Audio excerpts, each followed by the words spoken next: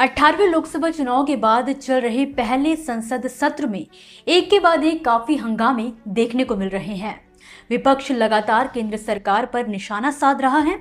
इसी कड़ी में बीते दिन यानी कि सोमवार को हुए हंगामे के बीच कांग्रेस नेता राहुल गांधी ने अग्निवीरों की भर्ती करने वाली अग्निपथ योजना पर कई सवाल उठाए। उन्होंने भाजपा की मोदी सरकार को घेरते हुए कहा कि मोदी सरकार अग्निवीरों को शहीद का दर्जा नहीं देती, उन्हें मुआवजा भी नहीं दिया जाता। ऐसे में अगर कांग्रेस सत्ता में आती है तो सबसे पहले इस योजना को हटाएगी। राहुल गांधी ने कहा कि ये सेना की योजना नहीं, पीएमओ की स्कीम है, जिनके लिए एक अग्निवीर यूज एंड थ्रो मंजूर है। राहुल गांधी के इस बयान के बाद सरकार के बचाव में बोलते हुए रक्षा मंत्री राजनाथ सिंह ने कहा कि युद्ध के दौरान या सेना की सुरक्षा के दौरान अगर कोई अग्निवीर का जवान शहीद होता है तो उसके परिवार को सरकार की ओर से 1 करोड़ रुपए का मुआवजा दिया जाता है। उन्होंने राहुल गांधी को टोकते हुए कहा कि वो अग्निवीरों पर गलत बयान ना दें, वो सदन को गुमराह करने का काम कर रहे हैं। वहीं गौर करने वाली बात ये रही कि केंद्रीय रक्षा मंत्री ने राहुल गांधी के सवाल का जवाब देने के दौरान शहीद शब्द का भी इस्तेमाल किया।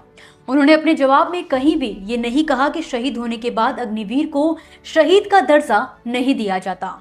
इस मुद्दे के बाद से लगातार अग्निवीर योजना को लेकर लोगों के मन में कई सवाल उठ रहे हैं। तो चलिए आज हम आपको इस वीडियो में बताते हैं कि अग्निवीर के शहीद होने पर उनके परिवार को कितना मुआवजा मिलता है और क्या उन्हें शहीद का दर्जा दिया जाता है या नहीं।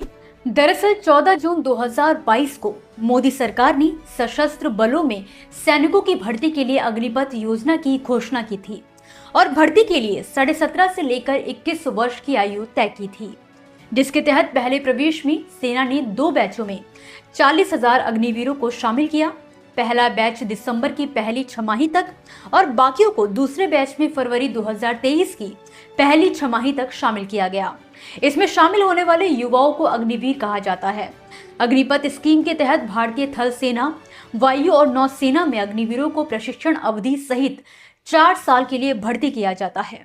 4 साल की समय सीमा पूरी होने के बाद 25% अग्निवीरों की भारतीय सेना में स्थायी भर्ती की जाती है।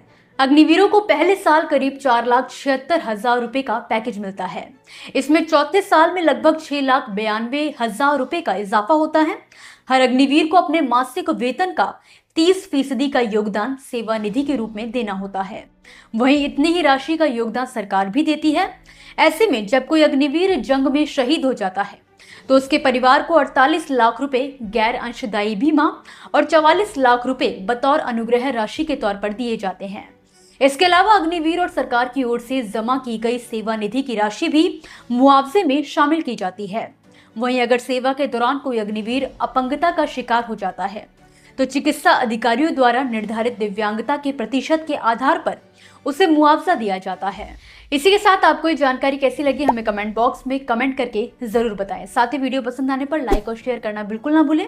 फिलहाल के लिए मुझे दीजिए इजाजत। नमस्कार।